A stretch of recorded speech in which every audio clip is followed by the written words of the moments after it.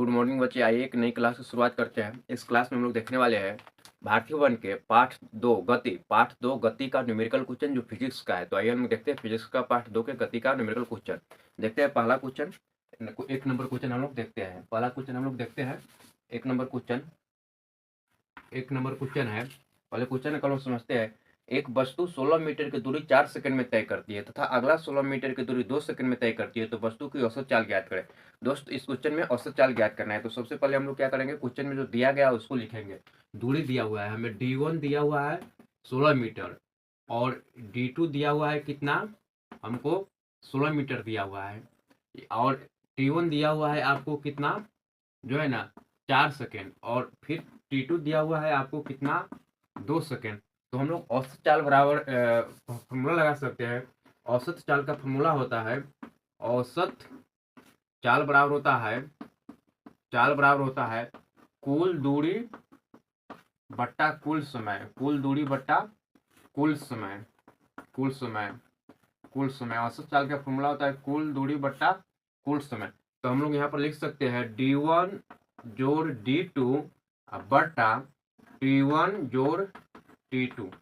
आप D1 का मान है 16 मीटर जोड़ 16 मीटर, और इसके बाद कितना है 4 सेकेंड और प्लस 2 सेकेंड। तो इसको जोड़ेंगे कितना हो जाएगा, 16 16 आपका हो जाएगा 32 मीटर। आई यहाँ पर हो जाएगा समय, हो जाएगा 6 सेकेंड।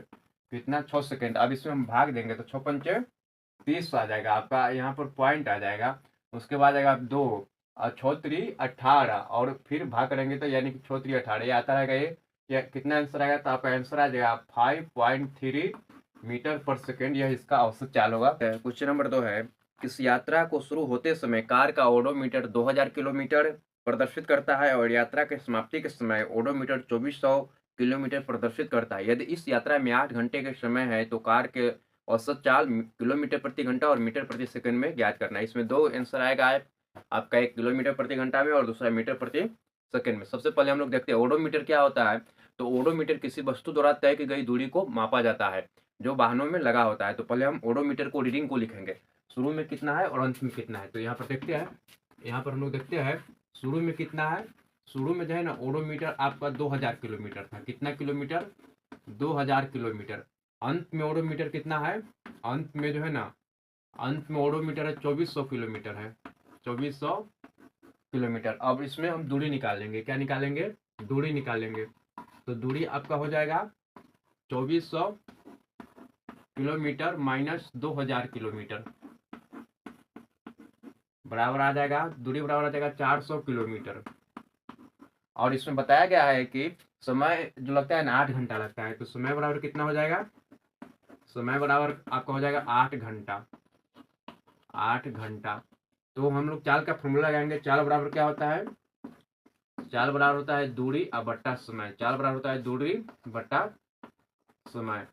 देखिए यहाँ पे दूरी आपको कितना है, 400 किलोमीटर है, और समय कितना है, 8 घंटा है। तो 8 पंचे 40, ये 0 का 0 आ जाएगा, 50 किलोमीटर प्रति घंटा। इसका एक आंसर आ गया 50 किलोमीटर प्रति घंटा। और इसको बोला है कि मीटर प्रति सेकंड में भी इसका आंसर लाने के लिए, मीटर प्रति सेकंड में। तो हम लोग क्या करेंगे, 50 में 5/18 से गुना करेंगे तो यह मीटर प्रति सेकंड में आ जाएगा। 5 क्या है कि 50 में 5/18 से गुना करेंगे तो ये हो जाएगा 25 दूनी 50, ये हो जाएगा 9 दूनी 18, 25 पंचे 125/9। आज इसमें भाग देंगे तो आ जाएगा 9 इकाई 9, 9 3 12, कितना आएगा 35, 9 3 27, कितना आएगा 9 3 27, है ना। यहाँ पर 3 लिखेंगे, 9 इकाई 9, 32, 9 3 27, 35, 5 3 8, 9 8 72। तो आपका आंसर आएगा 1.3 9 8 72 38 मीटर प्रति सेकेंड। कितना आएगा 1.38 मीटर प्रति सेकेंड। तो एक आंसर ये हो गया और एक आंसर ये हो गया किलोमीटर प्रति घंटा में और मीटर प्रति सेकेंड में। क्वेश्चन नंबर 3 है, उषा 90 मीटर तरनताल को स्विमिंग पूल को तैरती हुई एक सिरे से दूसरे सिरे तक सरलरेखीय पथ पर जाती है तथा वापस आ जाती है। इस दौरान वो कुल 180 मीटर की दूरी तय करती है और 1 मिनट का समय लेती है। तो उसका औसत चाल और औसत वेग क्या होगा। दोस्त पहले इस क्वेश्चन को समझते हैं। यहाँ पर बताया गया है कि यह एक तरनताल है, यह एक ऐसा स्विमिंग पूल है, एक ऐसा स्विमिंग पूल है, इसमें पानी भरा हुआ होता है। स्विमिंग पूल में से पानी होता है इसमें, जो इसको हम लोग कृत्रिम जलाशय भी कहते हैं। तो यहाँ इसका एक पॉइंट है ए और यहाँ पे इसका एक पॉइंट है बी, और इसके बीच की दूरी 90 मीटर, यानी कि उषा इधर से 90 मीटर तैरती हुई जाती है और इधर से 90 मीटर तैरती हुई आ जाती है। तो ये 90 मीटर इधर से गई और 90 मीटर इधर से आई, 90 और 90 जोड़ेंगे तो 180 मीटर हो जाएगा। तो यहाँ पर हम दूरी क्या लेंगे, 180 मीटर। दूरी कितना लेंगे हम लोग, 180 मीटर लिखेंगे। दूरी बराबर 180 मीटर, दूरी हो जाएगा आपका, दूरी बराबर 180 मीटर। और समय बराबर जो है ना 1 मिनट का है। समय बराबर क्या है, 1 मिनट, मतलब कितना हो जाएगा, 60 सेकेंड। समय 1 मिनट है तो 60 सेकेंड हो जाएगा। तो इसमें बताया, कहा गया है कि उसकी औसत चाल निकाले और उसके बाद क्या है कि वेग निकाले। तो चाल बराबर क्या हो जाएगा, औसत चाल या चाल बराबर आपका हो जाएगा कुल दूरी अब बट्टा कुल समय, कुल समय, कुल समय, कुल समय। तो कुल दूरी हो जाएगा 90 और प्लस 90 180 और कुल समय हो जाएगा 60 सेकेंड।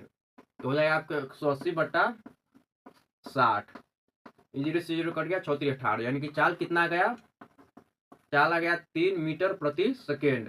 अब कहा जा रहा है कि इसका वेग निकालने के लिए, तो वेग निकालने के लिए पहले आपको विस्थापन पता होना चाहिए। तो आपको पता होना चाहिए जिस बिंदु से हम लोग चलना शुरू करते हैं और उसी बिंदु पर आ जाते हैं तो विस्थापन क्या होता है, जीरो होता है। यहाँ पर पहले हम लोग विस्थापन निकालेंगे। यहाँ पर क्या लिखा निकालेंगे, विस्थापन निकालेंगे। विस्थापन बराबर आपको आ जाएगा, विस्थापन बराबर लिखेंगे यहाँ x2 माइनस x1, x2 मतलब पहला बिंदु, x1 माइनस x1 पहला बिंदु और x2 दूसरा बिंदु। तो हो जाएगा 90 माइनस 90, मीटर में है तो मीटर में लिखेंगे, यानी कि विस्थापन आपका आ गया कितना, जीरो। विस्थापन क्या आएगा, लिखेंगे विस्थापन आपका आएगा, विस्थापन आएगा आपका 0 मीटर। और वेग बराबर क्या होता है, यहाँ पर लिखेंगे वेग बराबर होता है विस्थापन बट्टा समय, विस्थापन बट्टा समय। वेग बराबर होता है विस्थापन बट्टा समय, और विस्थापन कितना है, 0 मीटर है और समय कितना है, 60 सेकेंड है।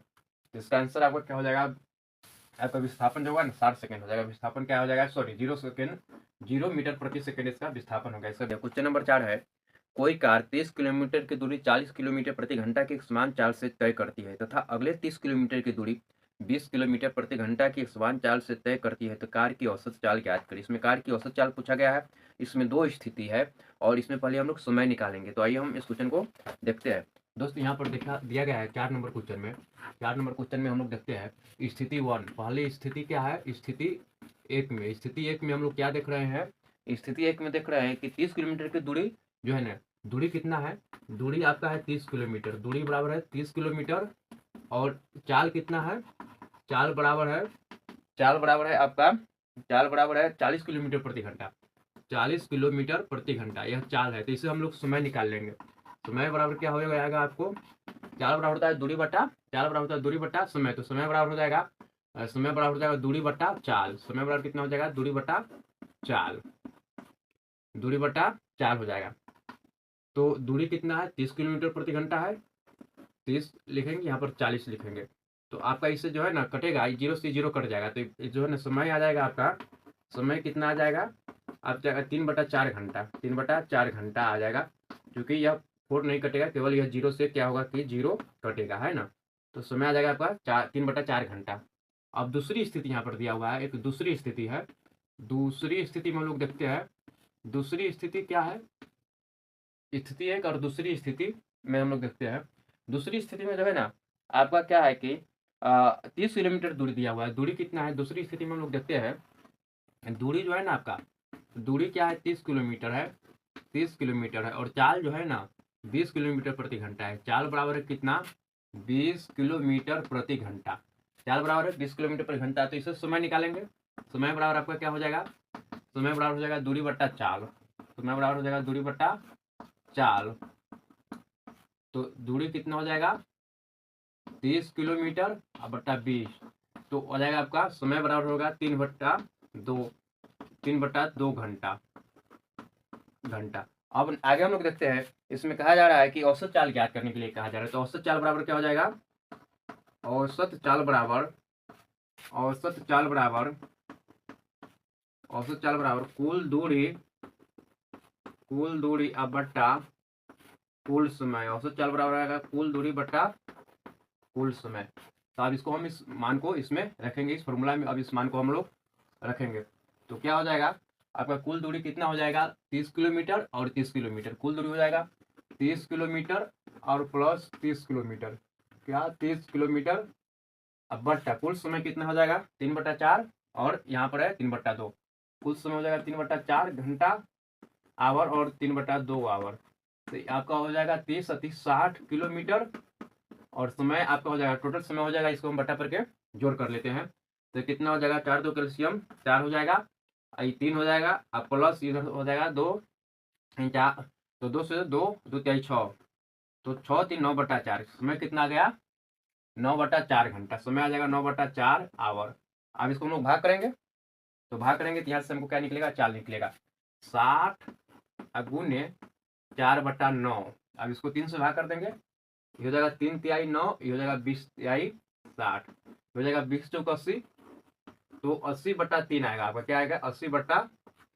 अब इसको भाग करेंगे तो आएगा आपका कितना 3 दूनी 6, ये 20 आएगा 6 3 18, कितना आएगा 6 3 18, फिर 20 आएगा 0.66 आता ही रहेगा, तो इसका आंसर हो जाएगा आपका इतना 26.6 किलोमीटर प्रति घंटा। इसका आंसर आ गया आपका क्वेश्चन नंबर 4 का। ठीक, आपको 5 नंबर क्वेश्चन को देखते हैं।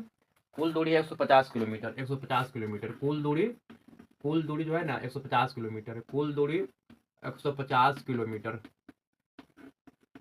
कुल दूरी 150 किलोमीटर, जिसमें कहा जा रहा है कि 30 किलोमीटर की दूरी 30 किलोमीटर प्रति घंटा की समान चाल से, जिसमें 30 किलोमीटर दूरी, तो हम लोग क्या करेंगे पहले 150 में से 30 घटा लेंगे पहली स्थिति के लिए। पहली स्थिति में हम लोग देखते हैं क्या करेंगे, पहली स्थिति जो है ना, पहली स्थिति में क्या करेंगे, पहली स्थिति में जो है ना 150 में से 150 में से कितना घटा लेंगे, जो है ना कि 30 किलोमीटर घटा लेंगे, 30 किलोमीटर, तो दूरी आ जाएगा कितना 120 किलोमीटर। अब कह रहा है कि 120 किलोमीटर दूरी में कह रहा है कि 30 किलोमीटर दूरी 30 किलोमीटर प्रति घंटा की चाल से चलता है, तो दूरी कितना है, यह 30 किलोमीटर दूरी जो है ना, यह 30 किलोमीटर दूरी यह 30 किलोमीटर दूरी के लिए 30 किलोमीटर प्रति घंटा की चाल है। चाल कितना है, चाल जो है ना आपका है 30 किलोमीटर प्रति घंटा। तो इस समय हम लोग निकालेंगे, क्या करेंगे समय निकालेंगे, समय बराबर कितना हो जाएगा दूरी बटा चाल, तो 30/30 मतलब आ जाएगा समय बराबर 1 घंटा आ जाएगा। समय बराबर कितना घंटा आ गया, समय बराबर आ गया आपका 1 घंटा। चलिए अब आगे हम लोग देखते हैं।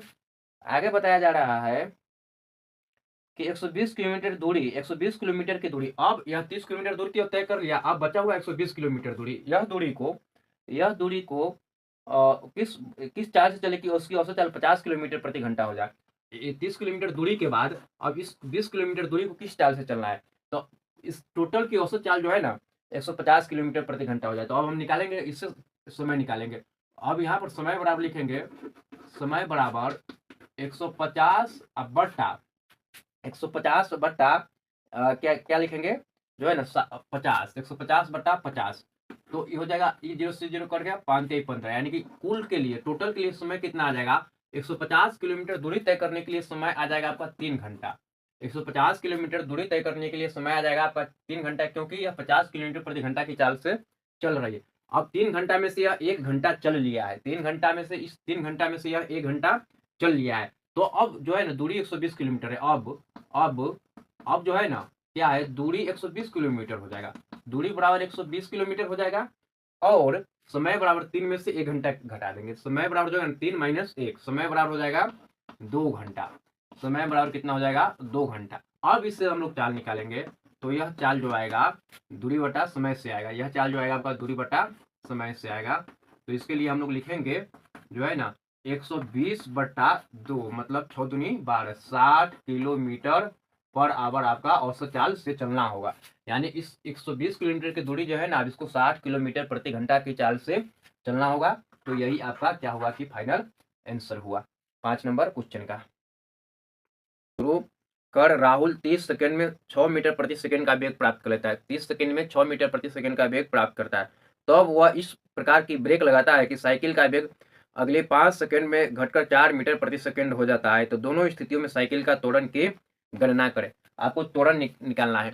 तो त्वरण निकालने का जो फॉर्मूला होता है उसको हम लोग क्या कहते हैं, उस फॉर्मूला को पहले लिखते हैं। त्वरण निकालने का जो फॉर्मूला होता है ना, होता है ए बराबर v minus you by T. v जो होता है ना अंतिम वेग होता है, u आपका प्रारंभिक वेग होता है, t समय होता है और a बराबर त्वरण होता है। एक बात ध्यान रखेंगे, जब हम लोग यात्रा शुरू करेंगे, पहली बार यात्रा स्टार्ट करेंगे तो उसमें हमेशा u बराबर 0 लेंगे, हमेशा u बराबर 0 लेंगे। तो पहली स्थिति में हम लोग देखते हैं 5 नंबर क्वेश्चन नंबर 6 है, क्वेश्चन नंबर आपका क्या है कि 6 है। तो पहली स्थिति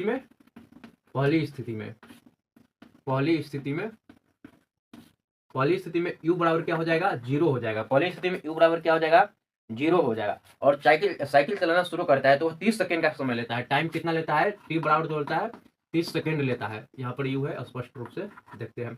तो उसका जो है ना क्या है कि कितना मीटर का वेग प्राप्त करता है, अंतिम वेग जो है ना v उसका हो जाता है 6 मीटर प्रति सेकेंड। तो यहाँ हम फॉर्मूला लगाएंगे a बराबर v minus you by T. तो a बराबर हो जाएगा v कितना है 6 मीटर प्रति सेकेंड होगा, माइनस 0 मीटर प्रति सेकेंड, यह क्या हो जाएगा 0 मीटर प्रति सेकेंड, बट्टा टी कितना लेंगे 30 सेकेंड लेंगे। कितना सेकेंड लेंगे, 30 सेकेंड। तो इससे हम लोग भाग करेंगे, कितना हो जाएगा, जो आ जाएगा ना आपका 6 बट्टा 30 आ जाएगा। तो कितना आ जाएगा 6 बट्टा 6 का 6, 6 पंचे 30, यानी कि 1 बट्टा 5 मीटर प्रति सेकेंड स्क्वायर। त्वरण का मात्रक होता है मीटर प्रति सेकेंड स्क्वायर। अब हम लोग देखते हैं दूसरी स्थिति में हम लोग क्या करेंगे। दूसरी स्थिति में जो है ना, दूसरी स्थिति में हम लोग देखेंगे, दूसरी स्थिति में क्या होता है कि वह साइकिल पर ब्रेक लगाता है। तो जब भी हम लोग साइकिल पर या किसी वाहन पर ब्रेक लगाते हैं ना तो उसकी स्पीड घटता है, और जब स्पीड घटता है तो वह धीरे धीरे 0 हो जाता है और रुक जाता है। तो इस स्थिति में जो है ना v 0 हो जाता है। क्या हो जाता है, v आपका जो है ना 0 हो जाता है। अब इसमें कहा जा रहा है कि तब वह इस पर ब्रेक लगाता है तो साइकिल का वेग अगले 5 सेकंड में 4 मीटर प्रति सेकंड हो जाता है, घट जाता है। तो अब हम दूसरी स्थिति में लेंगे, u बराबर क्या लेंगे 6 मीटर प्रति सेकंड और v बराबर लेंगे 4 मीटर प्रति सेकंड। और इसके लिए टाइम कितना हो जाएगा, इसके लिए टाइम जो हो जाएगा ना आपका 5 सेकंड हो जाएगा। कितना सेकंड हो जाएगा, t बराबर हो जाएगा ना 5 सेकंड। फिर फॉर्मूला वही लगाएंगे, त्वरण का फॉर्मूला होता है a बराबर v minus you by T. और इसमें फॉर्मूला इसमें पुट करेंगे, v रखेंगे 4 माइनस 6 बट्टा 5। तो 4 में 6 गया तो 2 बट्टा 5 मीटर प्रति सेकेंड। इसका माइनस में आएगा, माइनस चिन्ह जो है ना आपको घटता हुआ त्वरण, ऋणात्मक त्वरण यानी कि मंदन को दर्शाता है। तो माइनस हटा देंगे और यहाँ पर लिखेंगे 2 बट्टा 5 मीटर प्रति सेकेंड स्क्वायर, क्योंकि माइनस जो होता है ना घटते हुए त्वरण को या ऋणात्मक त्वरण को इंडिकेट करता है। तो यह आपका जो है ना 5 नंबर क्वेश्चन का आंसर है।